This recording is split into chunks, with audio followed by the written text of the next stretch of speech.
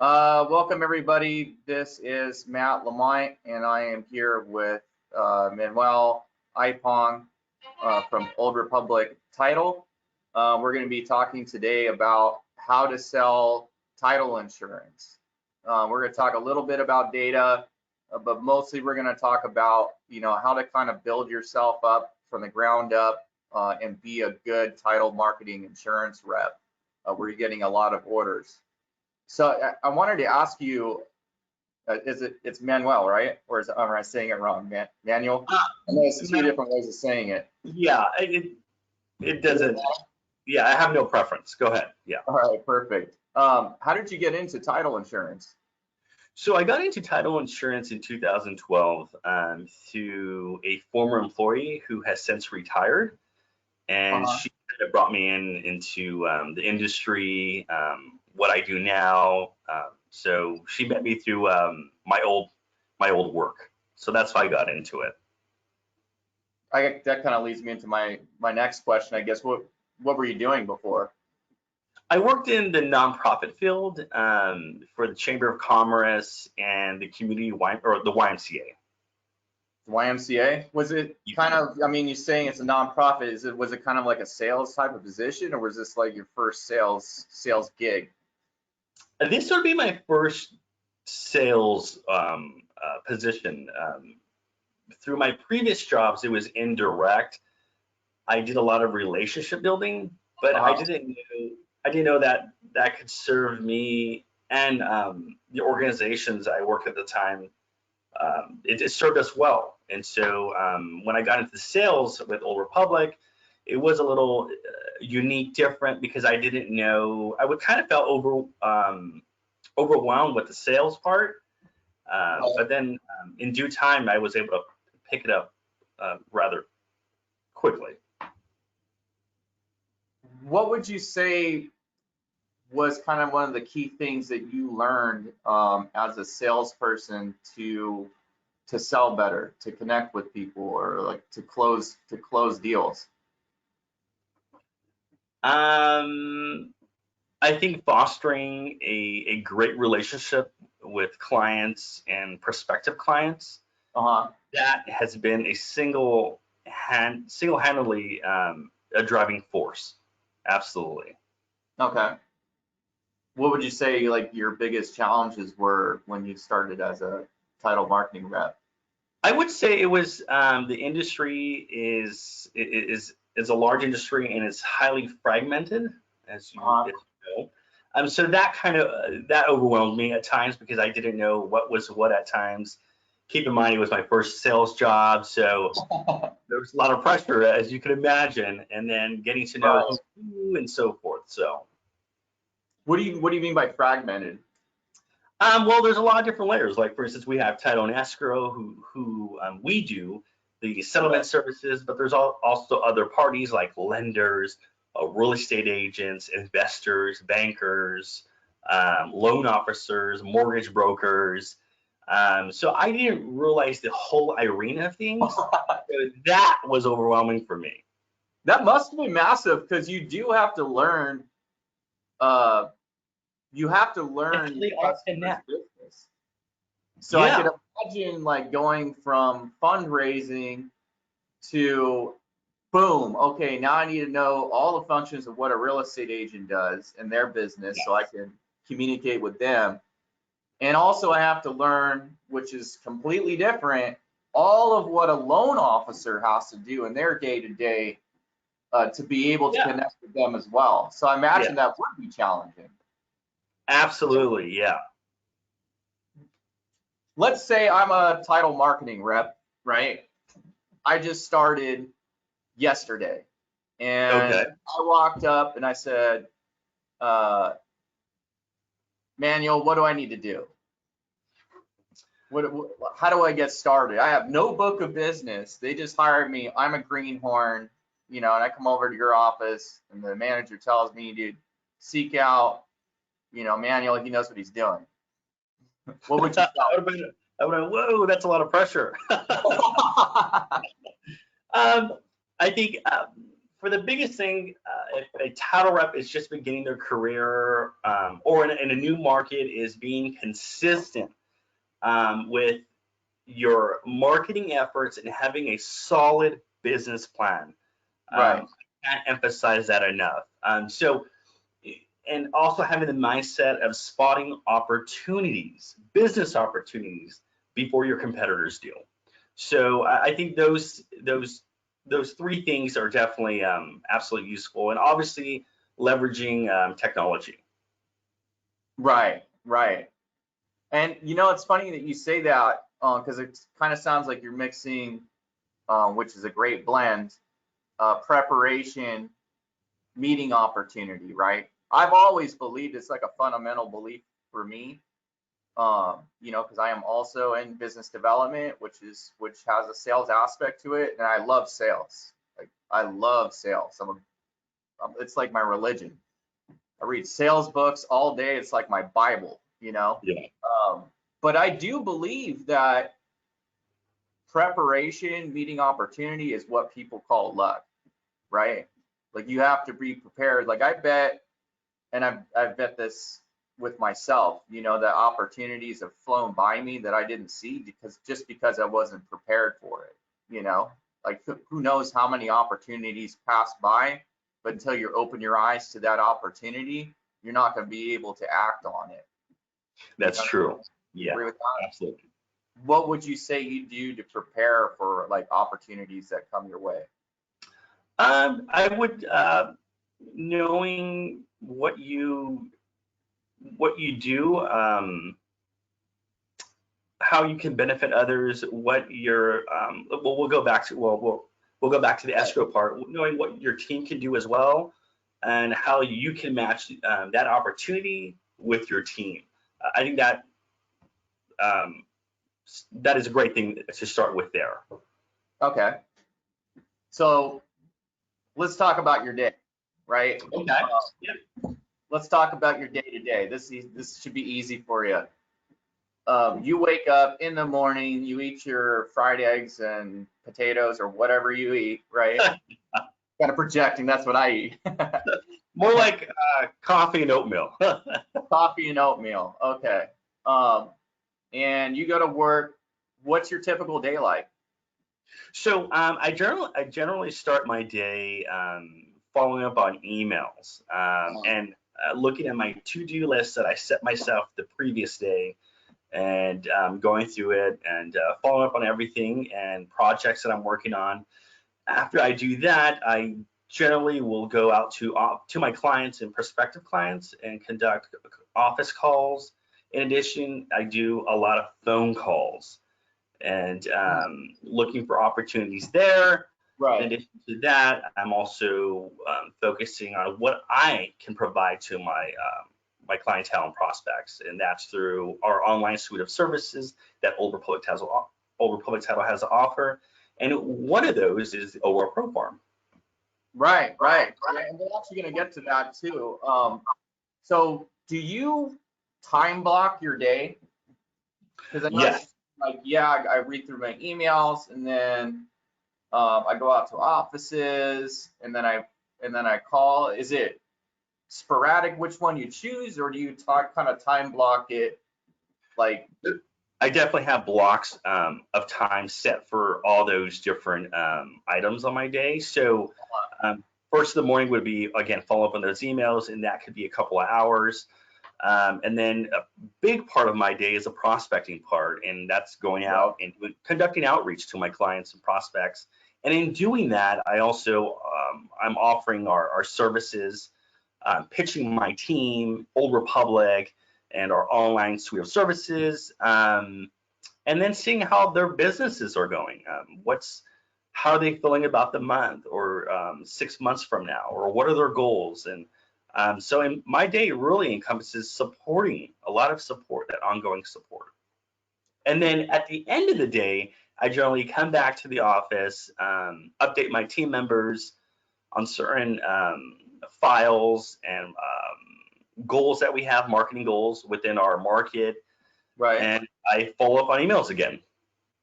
Perfect. So let's get down to like the nitty gritty. Okay. How would you convert a real estate agent to where they're like, this is a title rep that I'm going to use forever? Like, this is where I'm sending everything. Just to piggyback off what I said just seconds ago, is having that support mindset, being a consultant to the market, and fostering that relationship, and having that open communication and exchange of ideas, that alone will pay off. Because when you say, hey, how's everything going? Whether they're busy or not, you're there for them. They remember that. And so it's being that, or having that consultative approach to sales. Right. So what would you say, like if I was a real estate agent, what would you, like, I know we talked earlier, we talked about real estate agents, their marketing, you know, and the different challenges that they had. Like, what would you do for a real estate agent? Like, how would you consult with them where you're bringing them value?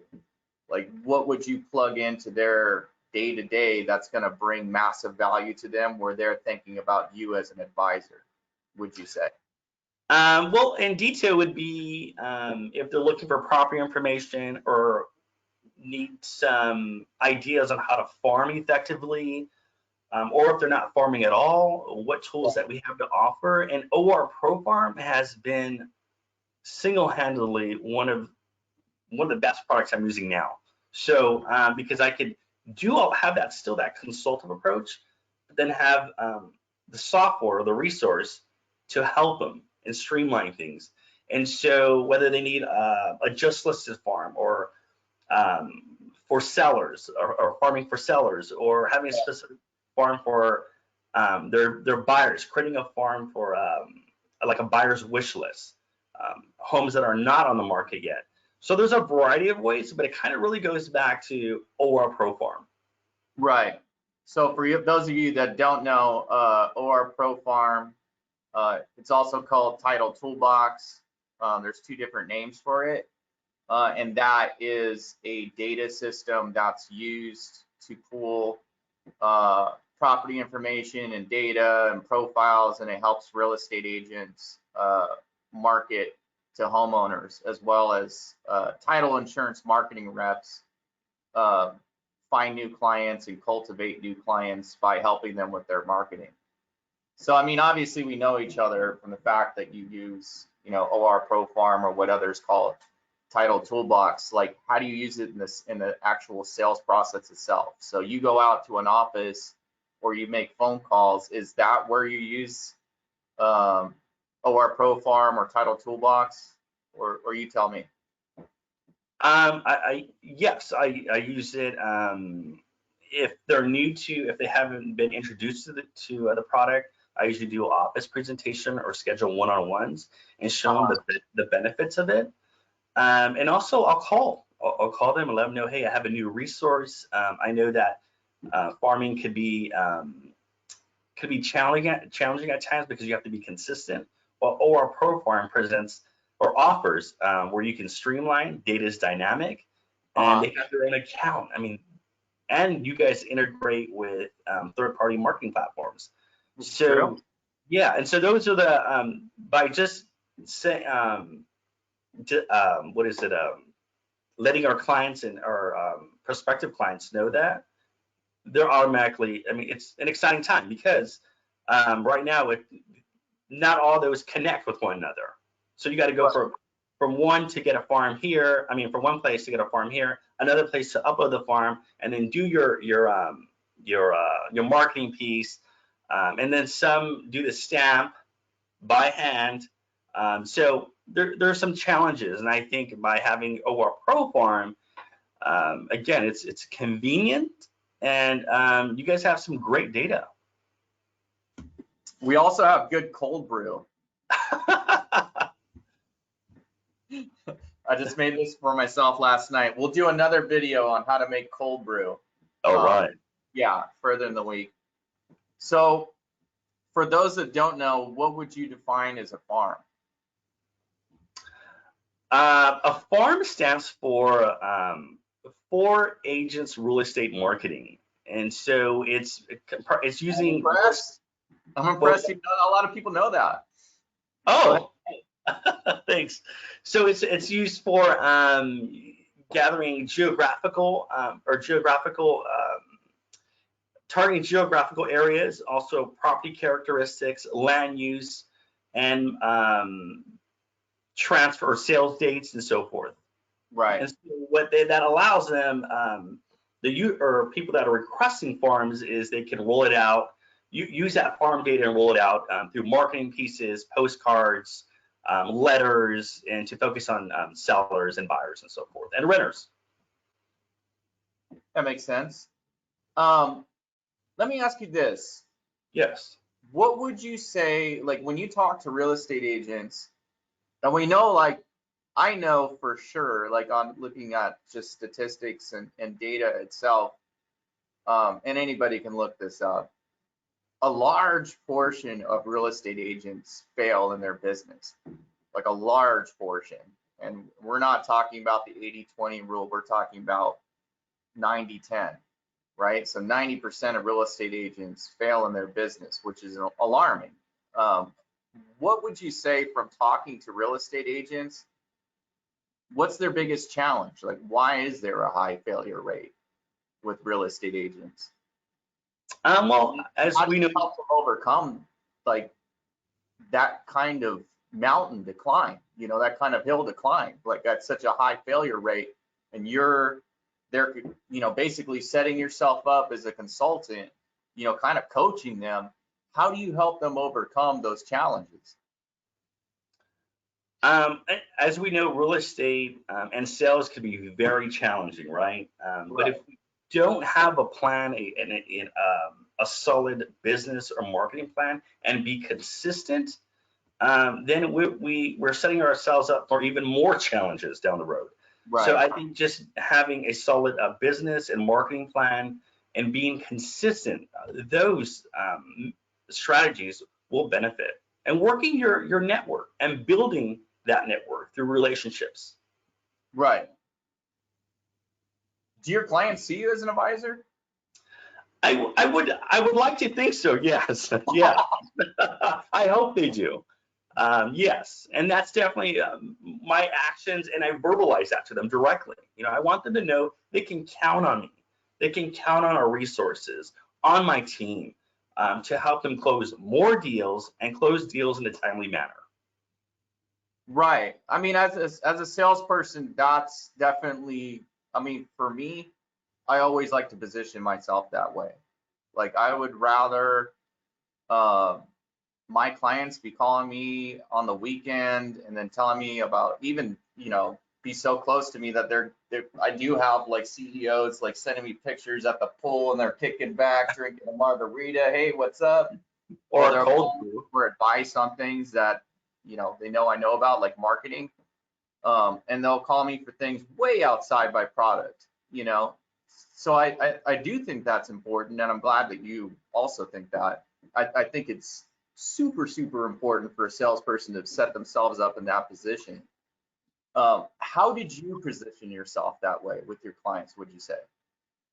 I think in many ways, in the ways that you had said, being there for them, calling on them, checking on them, seeing how their marketing deployment's going, specifically or with regards to their marketing, their farm, answering their phone calls and text messages. If I don't have the answer, I will find out, or I'll try to be that resource for them. That way they know, hey, you know what? I got someone that's helping me, on my side. And so they can always count on that.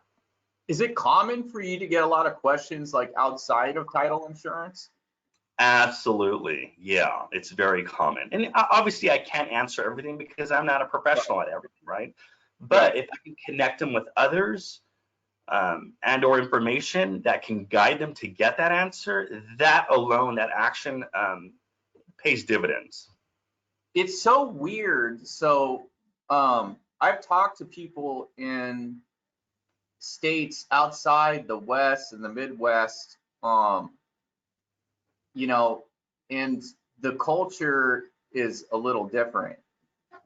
and you might find this to be strange too, but it's not common in some areas for a title marketing rep to sit down. I think we talked about this too, to sit down at a, have a cup of coffee with a real estate agent, and then the title marketing rep who's selling title insurance is giving them advice on real estate marketing. And for us, that seems a little normal, but for a lot of people, it's completely bizarre. So yeah, Because effectively you're acting as their real estate coach, which in a sales aspect is probably the best position you could be in, right? Because if they're going to you for marketing advice and all kinds of other advice, then of course they're going to use you for title insurance. Why wouldn't they, right? I mean, they trust you on everything else. You've won their trust basically by giving them advice on stuff that has nothing to do with title insurance. And to me, I mean, I guess I kind of took it for granted, because I used to be a loan officer. And title reps did act like that, when I was a loan officer as well. But I never really saw it from another perspective where, you do have some states where that's not common. And I wonder if this kind of practice in other states would take off. And it's interesting that you say that that we don't think about it, because that's the norm here, right? As far as being a solid resource to our clients.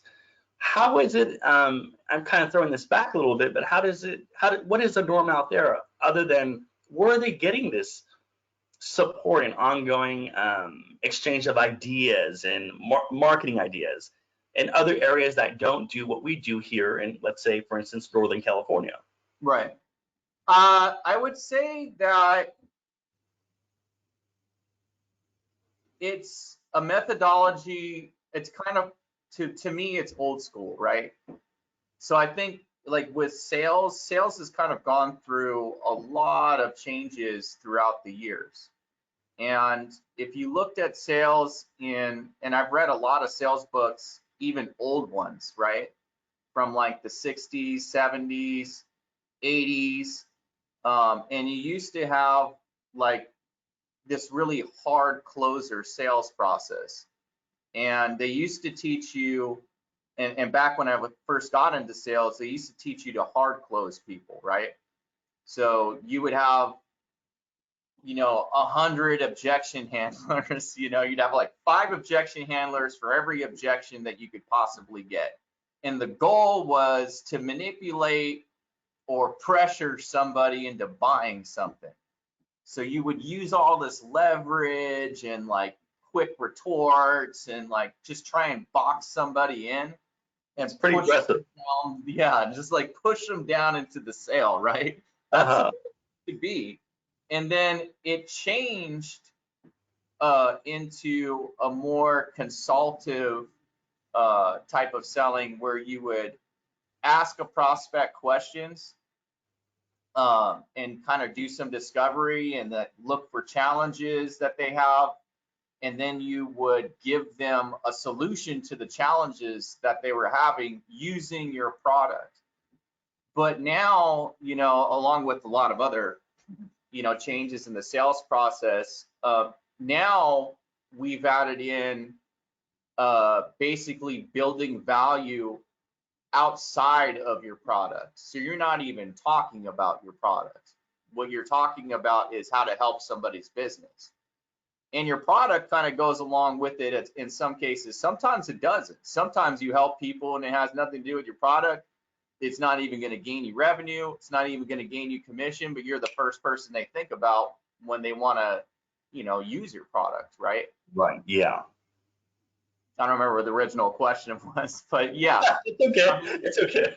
I think that, you're asking about in other states. I think that with some other states outside of the Midwest, outside of the West Coast, not every other state, but some of the states in the culture is in the process where they're doing consultative selling. and they are selling their products to meet the challenges that the person has, but they're not at that third step, that third generation of sales where you are offering advice outside of your product. It has nothing to do with your product whatsoever. You're helping the person with their business in order to gain market share later, because they're going to be like, oh, well, who am I going to use for title insurance? Well, probably the guy that's like in front of me all the time, that I go to coffee with all the time, that gives me marketing advice all the time, is like constantly calling me, right? Yeah. Or if they process on me, if you were using it on me and I was a real estate agent and you told me how to set up my marketing plan, and then you showed up to my office and then you're calling me, you have like all this stuff, you're like doing face to face, you're doing phone calls, you're emailing people. There's 3 different ways where you're staying in front of someone. You're giving me advice outside of my business, or you're building value. I wouldn't see any reason not to send you business unless you really screwed it up, but I mean, I think it makes a lot of sense. So what do you think some of the pitfalls are with title marketing reps? Like, where do you see them fail? I think the time management, being inconsistent, not having a solid business plan, or lacking knowledge of your market, and not leveraging the tools that are out there, not only for us, but also for your customers and target or prospect customers. So, but the biggest thing is consistency and having action and a plan that you can execute, and following it. That's the major thing right there. Right. A plan to execute and following it. So do you see people go out like without any plan or agenda whatsoever? In general, or just marketing reps? I mean, we all see like, I mean, even at my company, dude, we see people come and go and fall on their face sometimes, right? Fortunately, I haven't really. It's not common to see that, Right. from my experience. But in general, have I seen that? Absolutely, yes, yeah. And it's a bummer, especially in any industry. It's a bummer when you see someone so passionate, but if they don't have the right tools, again, it can pose some significant challenges to their business. And so, yeah, I've seen it in general, yeah. That does make sense. Well, I'm going to ask you one last question, and then we're going to Sure. wrap this up. If the moon was made of cheese, would you eat it? This is important, so give us some thought. That's a no. What? So what is the answer? This interview is over. Oh man. All right, everyone. Thank you for tuning in. This is Matt Lamont from Benutech, Manuel Ipong from Old Republic Title, bringing you a little sales advice on how to sell more title insurance. You guys have a good one.